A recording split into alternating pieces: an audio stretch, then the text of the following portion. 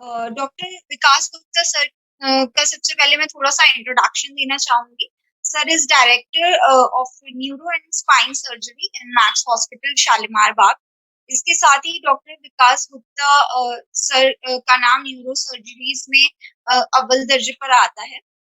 Sir के पास लगभग 27 सालों का एक्सपीरियंस है। सर ने लगभग 10,000 न्यूरो सर्जरीज की हैं। इसके अलावा सर बहुत सारे नेशनल और इंटरनेशनल सोसाइटीज के भी पार्ट हैं।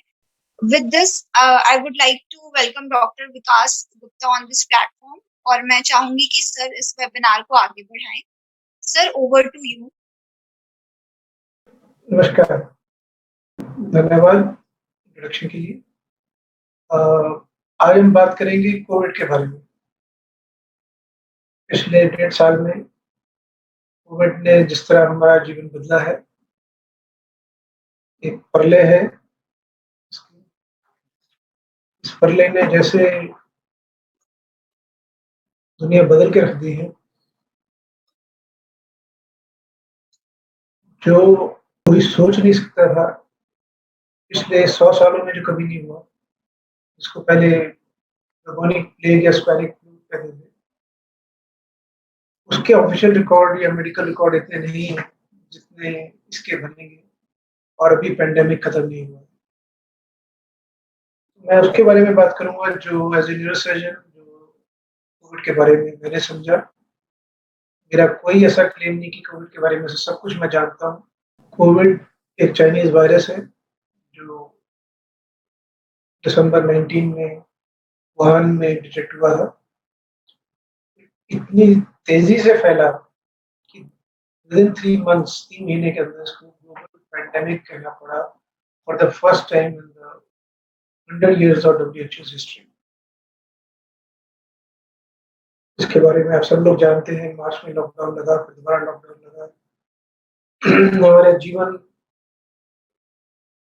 आजीविका, रोजगार, इनकम सब कुछ इफेक्ट हुआ, और मोस्ट इम्पोर्टेंटली हेल्थ। हेल्थ से ज्यादा जो सेकेंड वेव में या the later part of the pandemic जो हमने देखा वो था डेथ। शायद ही कोई ऐसा हमने से हो जो किसी न किसी ऐसे परिवार को या ऐसे किसी सगे संबंधी को या दोस्त को ना जानता हो जिसने अपना कोई ना कोई सगा खोया हो। ये मॉडर्न हिस्ट्री में वर्ल्ड का, दुनिया का सबसे बड़ी आफत, कहर और लेप, जो भी आप ठीक समझे उसके बारे में भी मानी जाएगी। पर आम कन्वर्सेशंस में, आम बातचीत में, आम जहाँ मैं उठता बैठता हूँ, तो कोविड के बारे में बात होती है लंग्स की। ऑक्सीजन शॉर्टेज, लंग्स में हो गए। सबको सिटी चेस्ट के बारे में डॉक्टर से ज्यादा पता होने लग गया। पर आज मैं बात करूंगा कि कोविड का दिमाग पे क्या असर होता है, क्योंकि इसके बारे में बहुत ज्यादा बात नहीं होती। आजकल की सोसाइटी अब मीडिया फ्रेंड सोसाइटी है, जो मीडिया, टीवी, अखबार जो दिखाएंगे वही देखा जाता है। साइंस कहीं बहुत पीछे आती है। कोविड के आसपास इतना हाइप हुआ, इतना नुकसान हुआ, इतनी ट्रेजेडी हुई, पर as a system, as a health care system, how do we respond to all this?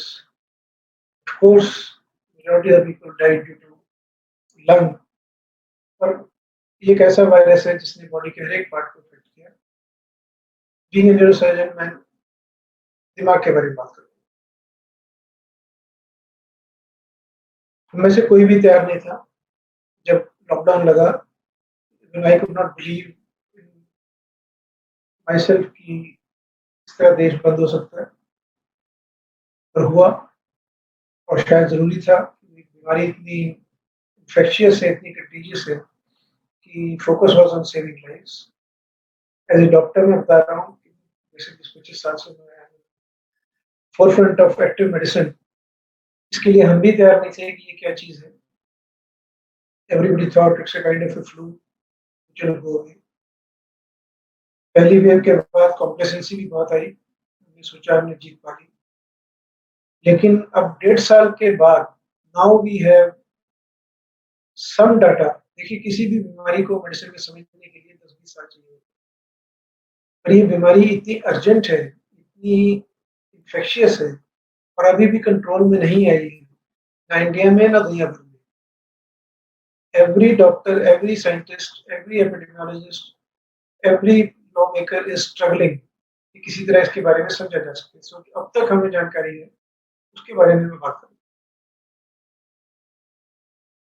Nervous system मतलब दिमाग को कैसे इफ़ेक्ट करती है?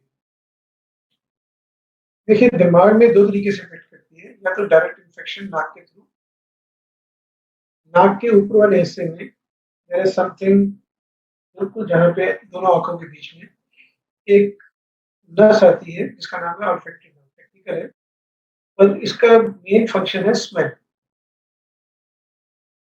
तो ये जो स्कल का पार्ट है, जो हमारी खोपड़ी का बेस है नाक के ऊपर, ये बड़ा पेपरी थिन होता है, बहुत पतला होता है। इसमें से नस के धागे नीचे लटक रहे होते हैं। या तो इसको डायरेक्टली इफ़ेक्ट करती है, आप सबको मालूम होगा मोस्ट लाइकली इनकी स्मेल एनास्मिया जिसको हम टेक्निकली कहते हैं। वो anosmia is the first sign of COVID. जिनको बुखार भी नहीं हुआ, उनका कई बार सेंस ऑफ स्मेल चली जाती है। So that is the first sign that nervous system is affected. दूसरा, अगर इससे ना हो, वायरस ब्लड स्ट्रीम में आ गया, ब्लड ने ब्रेन में भी जाना है, वहाँ से भी वायरस ब्रेन में जाता है। अब ये करता क्या है? सबसे पहले हमने देखा इस सेंस ऑफ स्मेल जिसको एनास्मिया कहते हैं, दैट इज वियर्ड, कंफ्यूजन, लोग कहते हैं फॉगीनेस, समझ तो आ नहीं रहा, समझ भी आ रहा है पर बहुत ज्यादा क्लियरिटी नहीं, धुआं धुआं सा लगता है।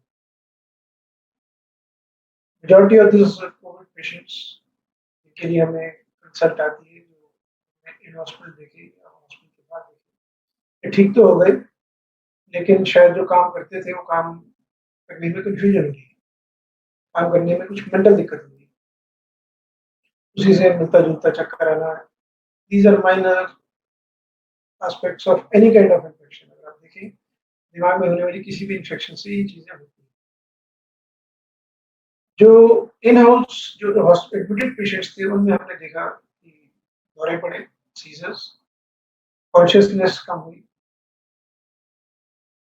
कोमा तो नहीं कहूंगा लेकिन समथिंग लाइक दैट, हेडेक बहुत देखा गया, और कुछ लोगों में सुनाई देने में फर्क पड़ा। ये जैसे मैंने पहले समझाने की कोशिश की थी कि ये नाक के अंदर ऑल्फैक्टरी नर्व है, कि वायरस नाक के थ्रू ही जाता है। तो ये ऑल्फैक्टरी नर्व ये रही जो ब्रेन की पहली नर्व है। यहाँ जब इफेक्ट होगा तो एनास्मिया होना स्वाभाविक है। दूसरा, अगर लंग से गया है तो लंग्स के थ्रू ब्लड सर्कुलेशन से जाके भी दिमाग को इफेक्ट कर सकता है। ये सिर्फ इसकी डायग्रामेटिक इलस्ट्रेशन है जो हमने बात पहले की। तो एम्फेसाइज करने की बात यह है कि कोविड से प्राण बचना, जान बचना, हॉस्पिटल से वापस आना अपने आप में भगवान का शुक्र है, लेकिन इसके बावजूद इसके साइड इफेक्ट्स अब तक हैं। ये नस है, जिस तरह धागे लटकते हैं नाक के अंदर, तो लॉस ऑफ स्मेल यंग लोगों में देखी गई, जो जिनको शायद कभी बुखार भी नहीं हुआ और still they had loss of smell. ये नर्वस सिस्टम इन्वॉल्वमेंट का पहला साइन है, क्योंकि first cranial nerve is a branch of nervous system, and कई यंग बच्चों को तो बिना बुखार के भी सिर्फ सेंस ऑफ स्मेल से ही निकल गई। हेडेक, रिड्यूस्ड कॉन्शियसनेस, सीजर्स, ये किसी भी वायरल इन्फेक्शन ऑफ ब्रेन में होंगे, जैसे मेनिंजाइटिस हो, इंसेफ्लाइटिस हो, कोई भी इस तरह की वायरल इन्फेक्शन होगी तो इनमें चीजें संभव है, स्वाभाविक है। कोविड में ऐसा खास क्या है? अब तक जो हमें जानकारी समझ आई है साइंटिफिक जानकारी के हिसाब से, कोविड ने बाय एंड लार्ज हमारे कोगुलेशन सिस्टम को, कोगुलेशन माने जिससे खून जमता है या जम कोगुलेट करता है, जिससे धमनी में खून चलता है कि चलता भी रहे, जहां इसको रुकना हो वहां रुक भी जाए। तो इस सिस्टम को सबसे ज्यादा इस वायरस ने इफेक्ट किया है। मैं mRNA वायरस पर ही कुछ में नहीं जाऊंगा, बिकॉज मुझे पता है कि मैं नॉन डॉक्टर, हम नॉर्मल सिटीजन से बात कर रहा हूँ, so I will not make it too technical. पर हमारा कोगुलेशन सिस्टम इफेक्ट होता है, लंग्स में भी इंफार्क्ट होते हैं, खून सप्लाई बंद हो जाती है। उसी तरह दिमाग में भी कोगुलेशन सिस्टम या तो बहुत ज़्यादा हाइपर कोगुलेबिलिटी हो जाती है, कि खून का दौरा बंद होना शुरू हो जाता है, या खून बहना शुरू हो जाता है। दोनों तरह के इफेक्ट हमने देखे। उसके कोगुलेशन इफेक्ट का टेक्निकल टर्म है माइक्रोएम्बोलाई, और क्लॉट कह सकते हैं। This is a part of A cytokine storm, जो पूरी इन्फेक्शन एक बार तूफान की तरह आती है, उसी का पार्ट है। दिस इज माइक्रोएम्बुलाई और मिनी क्लॉट्स। सो क्या होता है इसमें? हमने देखे strokes. Believe me, I am a stroke surgeon.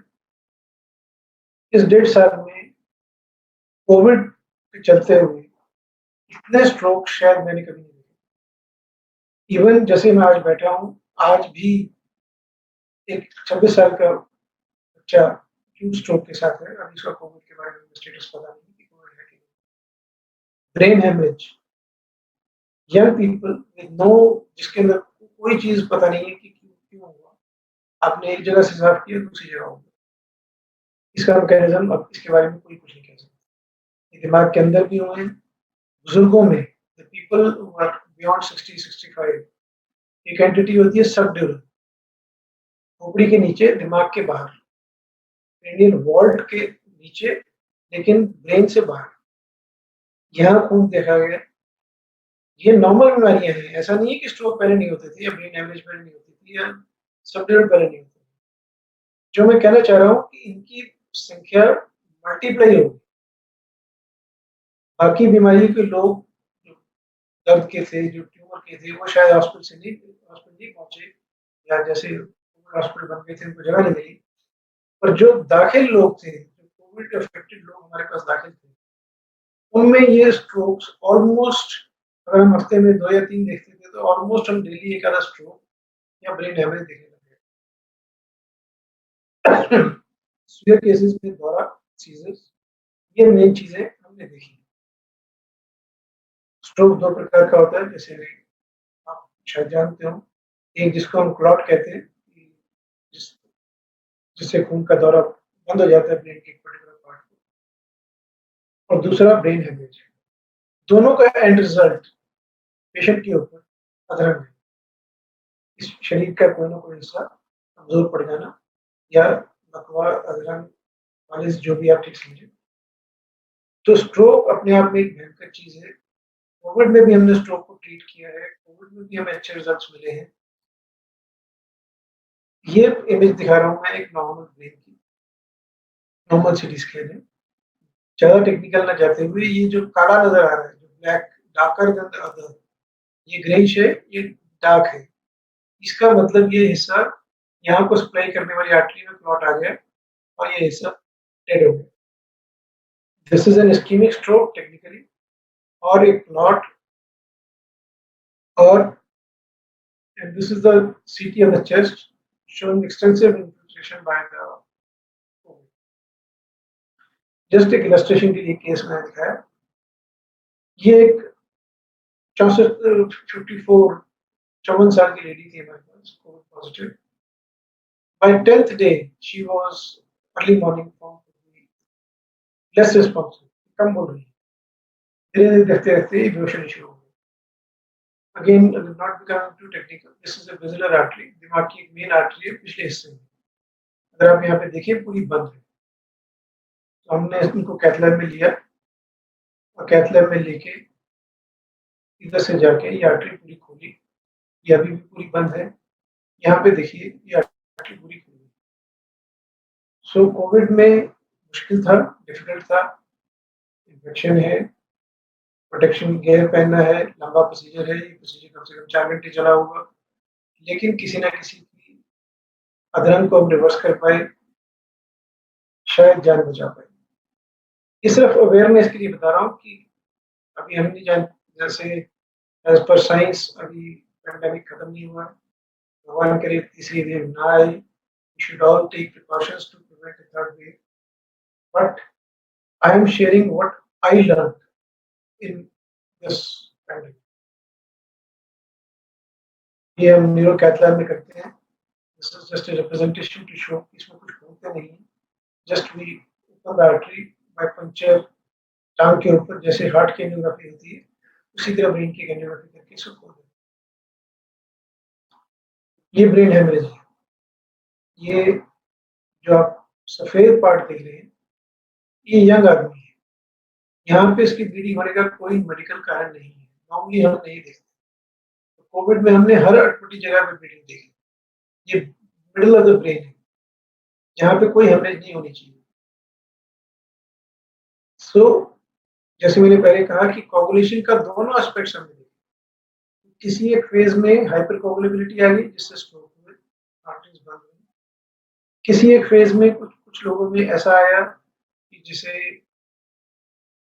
Brain में ब्लीडिंग शुरू होगी, बाकी पार्ट्स में भी ब्लीडिंग हुई। आपने पढ़ा होगा, देखा होगा, एटलीस्ट मैंने देखा कि abdomen में abdominal bleeding हुई, स्किन में abdominal bleeding हुई, some people had bleeding in the eyes.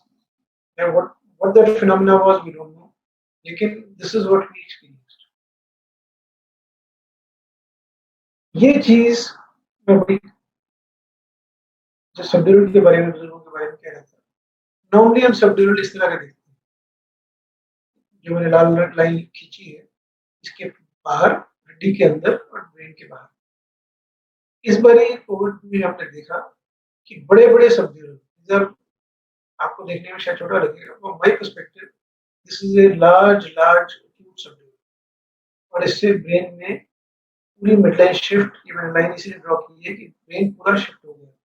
It was shifted to the right side, causing immense pressure on the left side.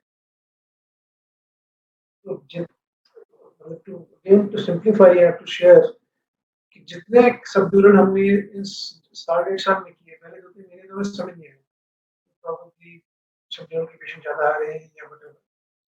Now we were doing almost till I can say June, 2 to 3 सबड्यूरल्स per week.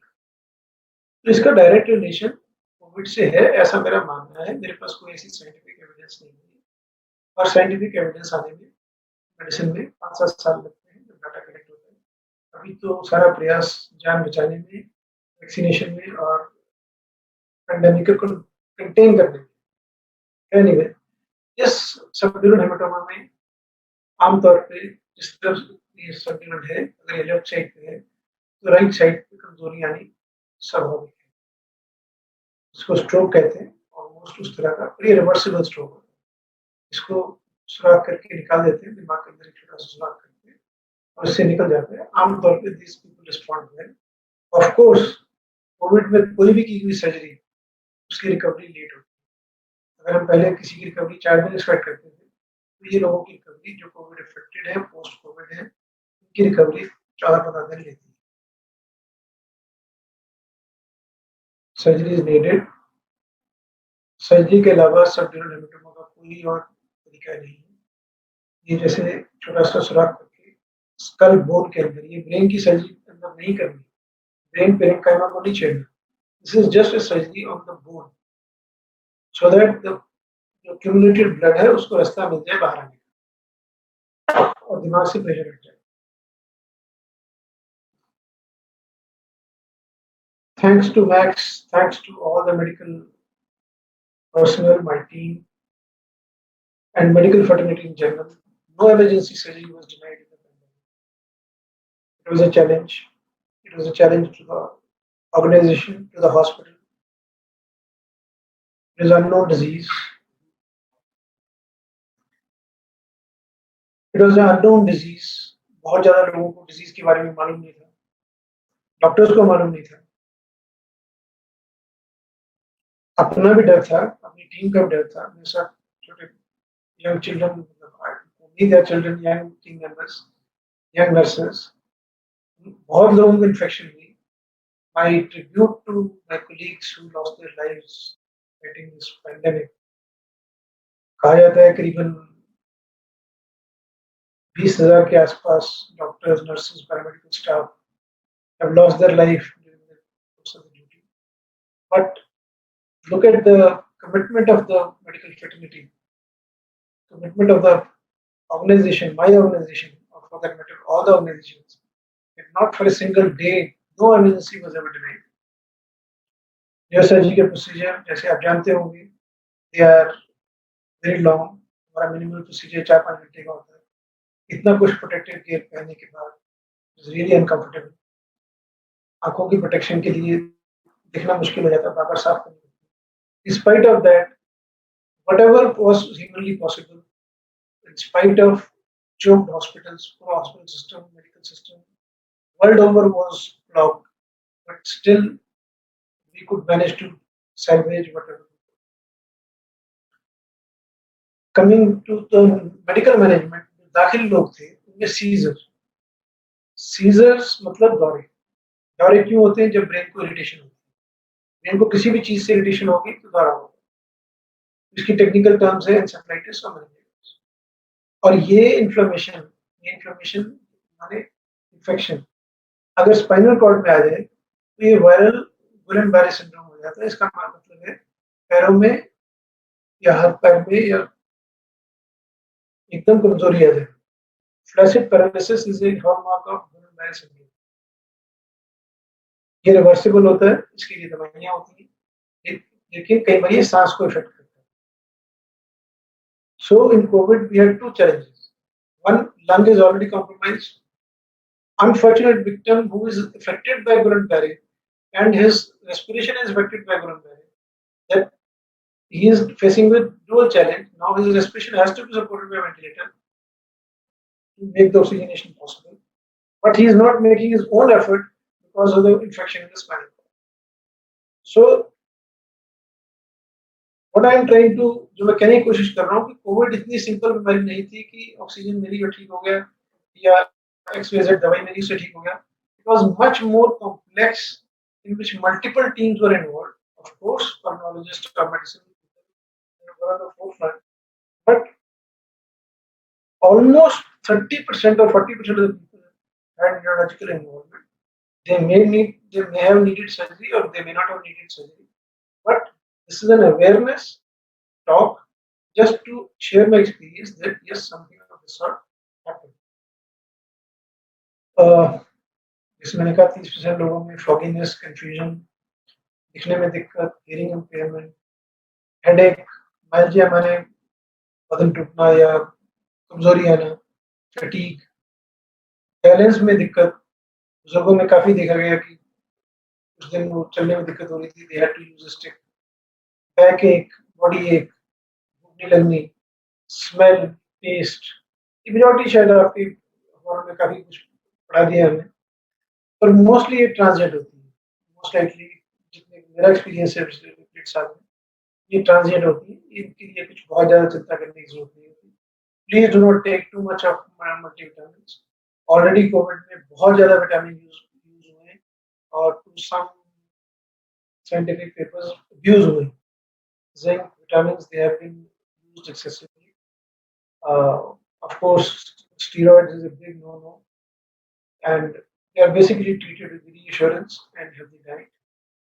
To this, I will add, please do not forget that COVID is one of the most deadly diseases we have seen in the recent times.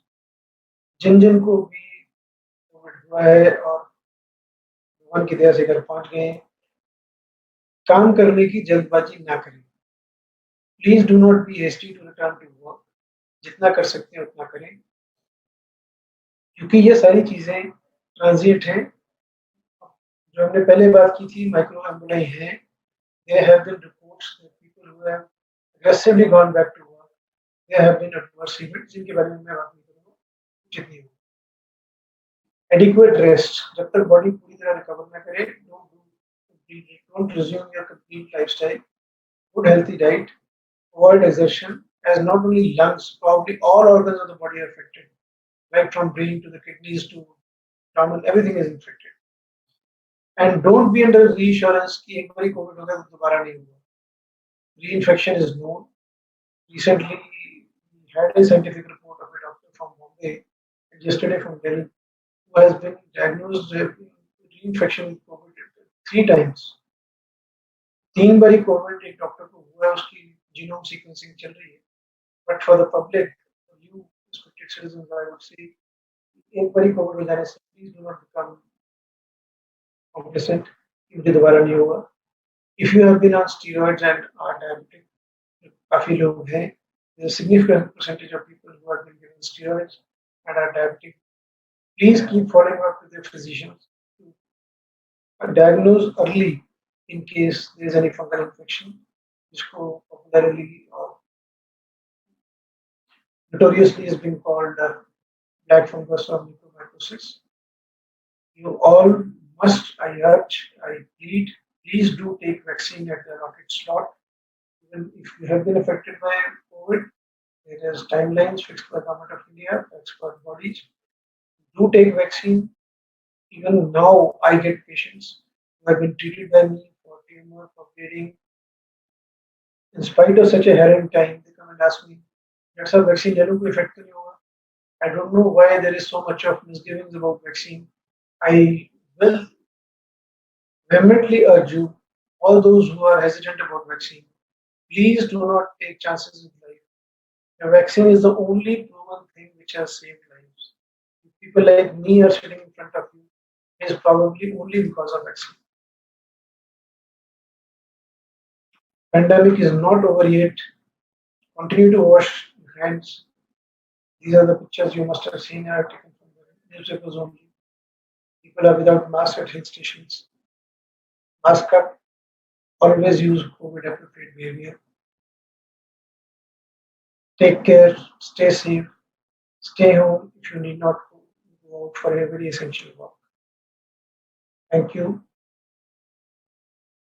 Again, urging stay safe. Wash your hands regularly, if possible, every 2 to 3 hours. Wash your hands. Wear your mask properly. Don't hang it around the chin. Maintain social distancing. Don't hurry up socializing or partying. Consult a doctor when not feeling well, and eat a proper diet. Thank you for listening to me. आपका कोई सवाल हो, आप किसी को बात करना चाहते हो, anything you wish to share, please feel. Sir I think कुछ क्वेरीज हैं हमारे सीनियर सिटीजन्स की, उन्होंने चैट बॉक्स में ड्रॉप किया है, तो मैं उनको रीड कर देती हूँ आपके लिए. ठीक है. सो त्रिशपाल जी का क्वेश्चन है, my wife 60 years old who infected with COVID in April 22 and remained admitted for week. Since last week, all her hair is suddenly falling rapidly. Kindly suggest. Regards. So she was infected with COVID in April, and now she is having hair fall. Yes. So hair fall, as I said, this disease is not completely understood as yet, but hair fall is reported. Yes, it is reported that there is hair fall, but I don't think there's anything to worry about. Still, I'll suggest you should see a dermatologist. Maybe she has been given some medicines, antiviral medicines, whatever antiviral she may have been given. I am not competent man to talk about the medicines, but all antiviral medicines can lead to hair fall. It is possible. So don't worry, it will pass off. They will spontaneously come back, but still it is advisable to see a dermatologist. Okay. So another question is from Sushil Singh ji, and he asks that my surgery cardioplasty was recently done on 7th July, I think. And my question is simple: can I take COVID vaccination or not? Yes, you should. This is a very, very common misgiving that surgery has anything to do with the vaccination. Please go ahead with the vaccine till it is available. Please do not hesitate. Vaccine is life-saving. Yes, the question could have been other way around, that once somebody has been affected with COVID, then what should be the optimal time for elective surgery which is to be planned. That we now understand that we discourage surgery for a couple of months, maybe 2 months after COVID. But having done the surgery of cranioplasty, vaccine is no contraindication, rather you should go and take vaccine. And another question is from Rajkumar Arora ji, and he asks, "Good health diet, what does it contain? Any role of yoga pranayam to take care of organs of body post COVID-19?" So good healthy diet basically means, to me, as I explained to my patients, is a colorful diet. The more vegetables it has, the more colorful fruits it has, it is a healthy diet. Rest, everybody has its own taste, so there is no fixed menu of a healthy diet. So I always suggest to make it as colorful as possible. Green vegetables, red fruits, yellow fruits, whatever you feel like. That is what is it contains a healthy diet. What I commonly tell my patients is, whenever you start sit for a meal, at least count 5 colors of the meal or salad or whatever, so that if there are not 5 colors, that means that something is lacking. Anyway, that is my way of looking at it. And yoga has been proven to be beneficial. Pranayam, they have been actually proven to be very useful for people as well as the victims of COVID. They should be done. Yoga is now a scientific science. It is to be practiced. I myself do yoga. Okay. So question from Vinod Kashyap ji is, "I'm taking blood thinner. Should get myself vaccinated or not?"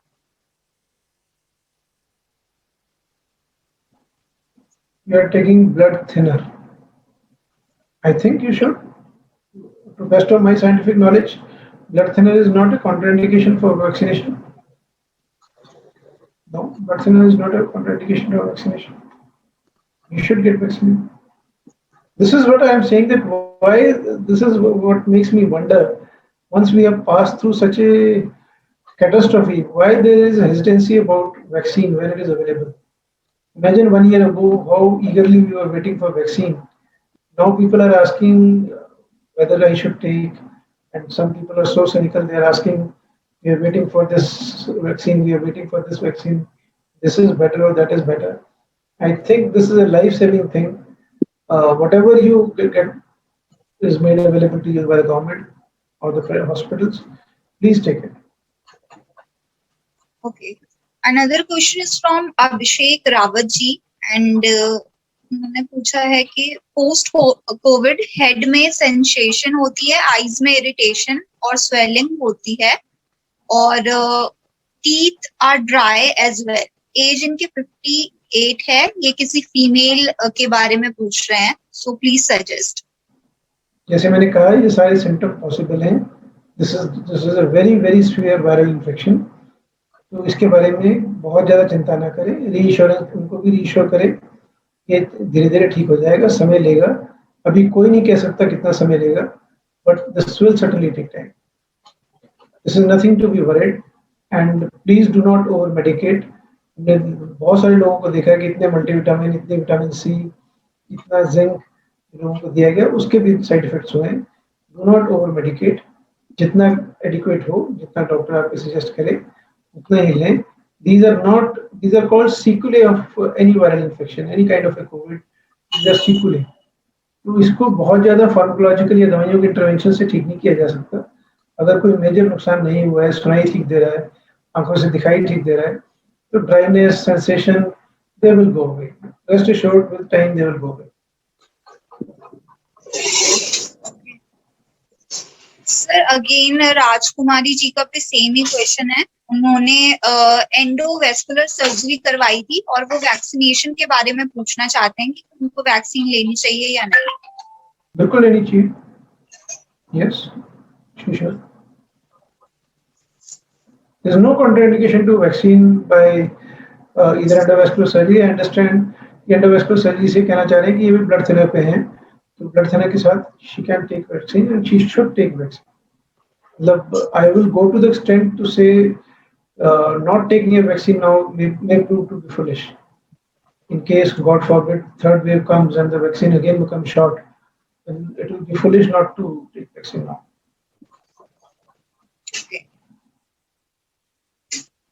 Sir Abir जी का question है that he was diagnosed with right scrotal abscess.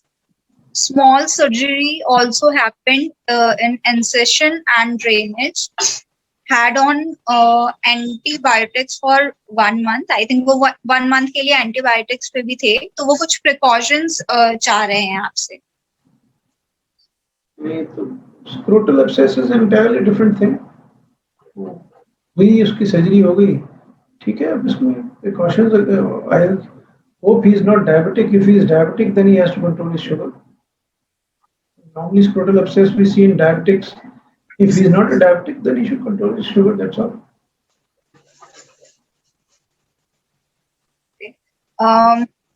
Rishabh Arora जी ने पूछा है कि उनके father 82 years के हैं और उनकी मेमोरी काफी वीक हो गई है और कई बार वो घर वालों को भी नहीं पहचानते और खाने के बाद भी वो अक्सर भूल जाते हैं कि उन्होंने खाना खाया था.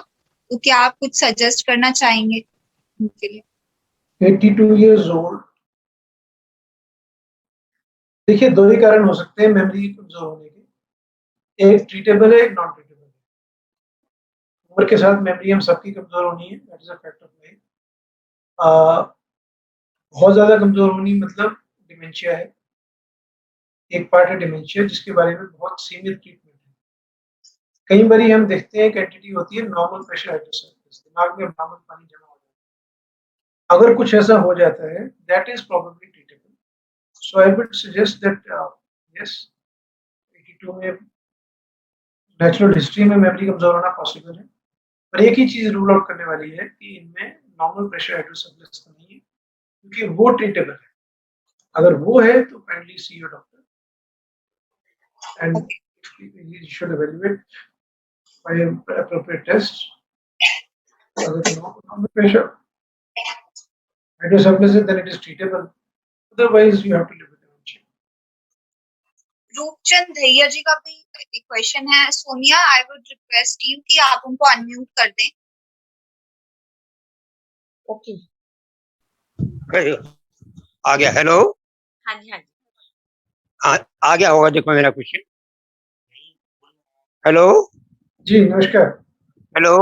हाँ जी, मैं अर्ज कर रहा था ये कि सीनियर सिटीजन जो 80 और 90 की उम्र के हैं और जिनको कोविड हुआ भी था और वो अपना अभी तक वैक्सीनेशन नहीं करा पाए और ज्यादा तौर पर वो स्टीरॉइड्स का भी इस्तेमाल करते हैं और ब्लड थिनर्स का भी यूज करते हैं.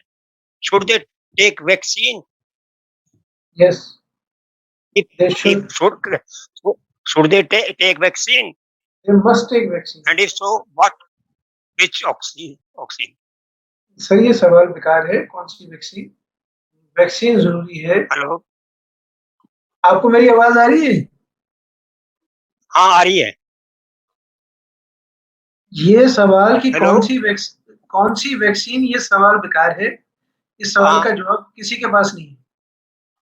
अच्छा, पहले का जवाब दीजिए. वैक्सीन सबको लगवानी चाहिए. 80 से 90 साल के लोग सबसे पहले प्रायोरिटी ग्रुप में हैं, सबसे ज्यादा वल्नरेबल हैं. सरकार ने भी सबसे पहले इनको लगाई थी.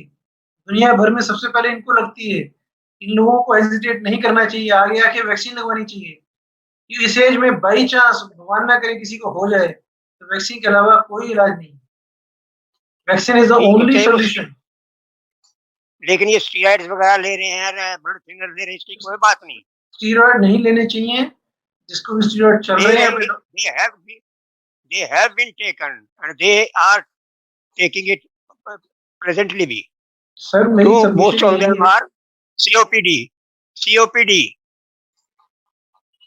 हेलो सर, कोई भी दवाई इंक्लूडिंग स्टीरॉइड्स, ब्लड थिनर और कोई और दवाई कॉन्ट्राइंडिकेशन नहीं है. वैक्सीन के लिए मनाही नहीं है.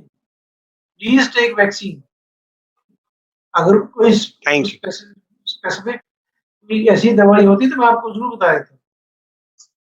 हाँ नहीं, ये तो हमें पूछना ही पड़ेगा ना, जो भी वैक्सीनेट करता है भाई ये बीमारी है.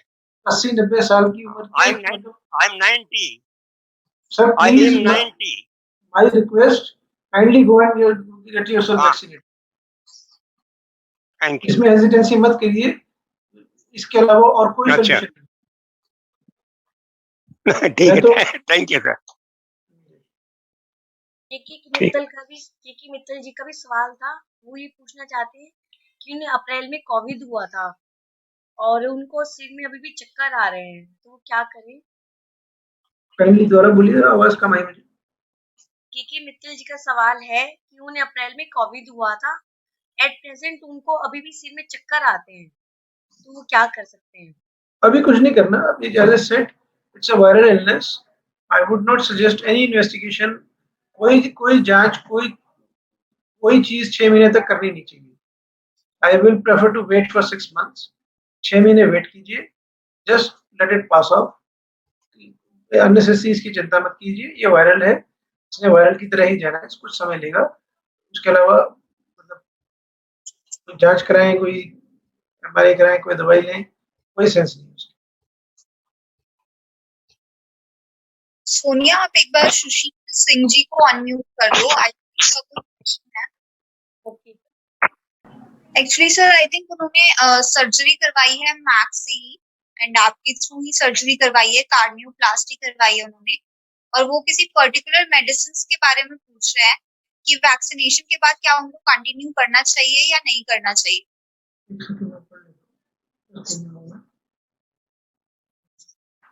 पेप्टाइन दिए हमने इनको, वैक्सीन लगवानी चाहिए।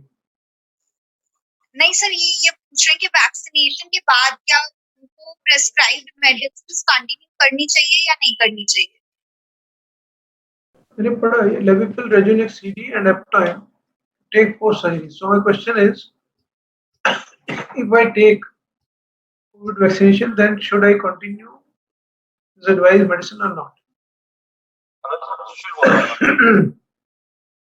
देखिए सुशील जी, बड़ी क्लियर बात है कि ये मेडिसिन तो आपको खानी पड़ेगी, काफी लंबे समय तक खानी पड़ेगी। सो इसके बारे में तो कोई सवाल ही नहीं। If I take COVID vaccination, if का भी कोई सवाल नहीं, you must take COVID vaccine. ठीक है, तो मैं कंटिन्यू कर सकता हूँ मैं इसको कोविड करनी ही है। वैक्सीनेशन का? ये अलग समस्या है, वो अलग समस्या है। आप अगर ये नहीं लेंगे तो आपको मालूम है आपके साथ क्या दिक्कत हुई थी। तो हाँ जी। दवाई तो आपको अलग चीज के लिए लेनी है, वैक्सीन आपको दूसरी चीज के लिए लेनी है। दोनों का आपस में कोई संबंध नहीं। अप्रैल में मेरे को कोविड हुआ था, तो इसलिए नॉर्मली गवर्नमेंट ऑफ इंडिया की गाइडलाइंस होती है, उसका मैं स्पेशलिस्ट नहीं हूँ, वो 3 महीने की गाइडलाइंस होती है, but the appropriate people will guide you. But to answer the question generally, I think you should take vaccine. Okay sir, thank you sir.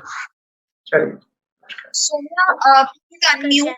हाँ जी, रितिका जैन, आप अपने आप को म्यूट कर सकते हैं। हाँ जी, बिल्कुल। नमस्कार डॉक्टर साहब, मेरी मदर 8 इयर्स की है और उनको रिसेंटली मतलब 6 महीने से उनका लेफ्ट हैंड में ट्रेमर्स आ गए हैं और अभी उनको मई में कोविड हुआ था।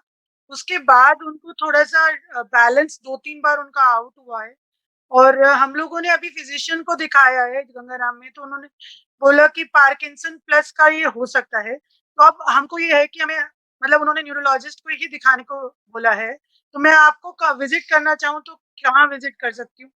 और मतलब क्या इसे ये 2 सिम्पटम से पार्किंसन ही होता है? जो आपकी बात से मैं समझा हूँ, मोस्ट लाइकली इम्बैलेंस और ट्रेमर्स पार्किंसन की सिम्पटम्स हैं। हाँ जी, तो डॉक्टर साहब ये क्योरेबल होता है या नहीं होता है? कंट्रोलेबल होता है, दवा से कंट्रोल हो जाता है। अच्छा, तो डॉक्टर साहब इसमें जैसे बैठे-बैठे भी वो थोड़ा-सा कई बार इंक्लाइन सा होने लगती है, तो ये सब भी चीज़ें होती हैं? ये मरीज देख के समझ में आएगा, पर जनरली यस, जनरली यस।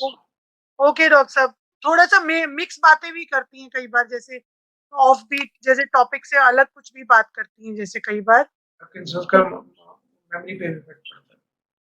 ठीक है, थैंक यू डॉक्टर साहब। हेलो जी, अरे दिनेश जी नमस्कार। नमस्कार सर, नमस्कार डॉक्टर साहब, नमस्कार।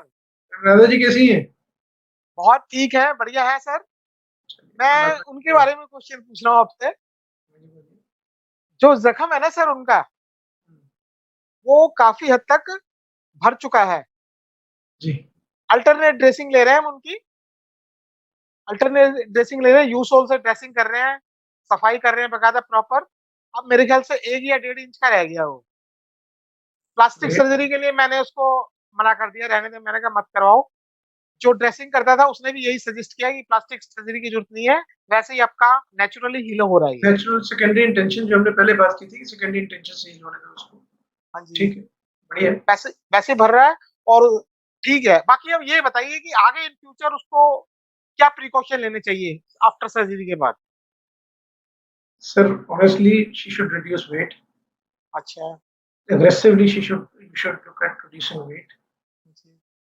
ये जो भी कुछ हुआ स्पाइन के साथ, subsequently, that is because of the overweight. She has to, now she should be pain free at least from the spine part of it. So she should aggressively walk to reduce weight. Walking तो कर रही है, proper walking करती है वो। Properly बहुत उनको 1-2 घंटे के लिए नियम से वॉकिंग कराइए। हाँ करती है डॉक्टर साहब, पर वीकनेस है, अभी पैरों में वीकनेस है, हाथों में भी वीकनेस है। करने से ही जाएगी। इसका एक ही इलाज है, that excessive amount of weight will continue to create problems. ये अभी की नहीं, हमने पहले भी इसके बारे में बात की थी। आज स्पाइन है, कल घुटने होंगे, कुछ और होगा। तो she should aggressively walk. और मतलब इन फ्यूचर कभी आगे दिक्कत तो नहीं आएगी ना स्पाइन में इसको? स्पाइन में दिक्कत नहीं आएगी, मतलब नॉर्मल लाइफ वो कर बिल्कुल सकती है। नॉर्मल, बिल्कुल नॉर्मल। ठीक है डॉक्टर साहब, मैं एक बार मिलूं? हाँ जी, मैं आपके बारे में कल परसों सोच ही रहा था। अच्छी हाँ। बात है, आपसे इस बहाने मुलाकात हो गई। मुझे So मैसेज nice of आया, you. मुझे मैसेज आया व्हाट्सएप पे करीब ना। नमस्ते कहिए अगर जी। हाँ, मैं बुला लेता हूँ आपको, बात करवाऊं सर? जस्ट होल्ड, बात करवाता हूँ मैं, बात करवाता हूँ।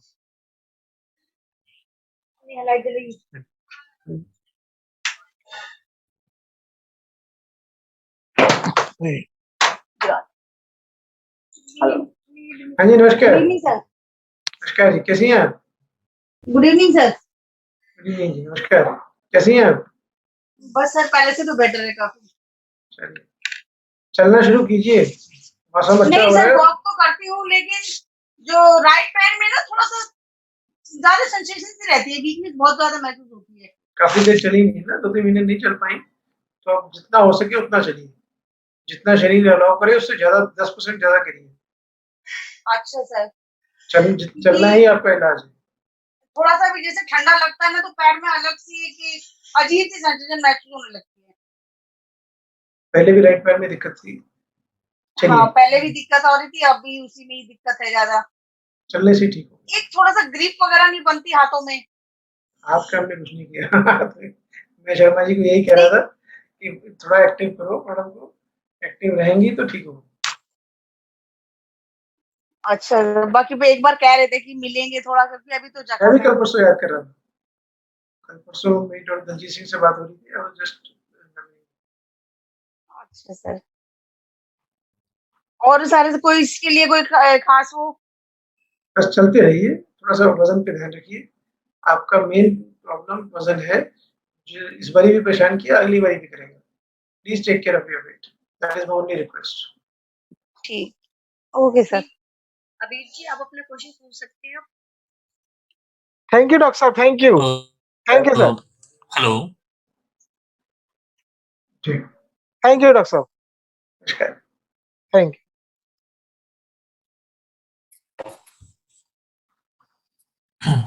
हाँ डॉक्टर साहब, गुड इवनिंग सर।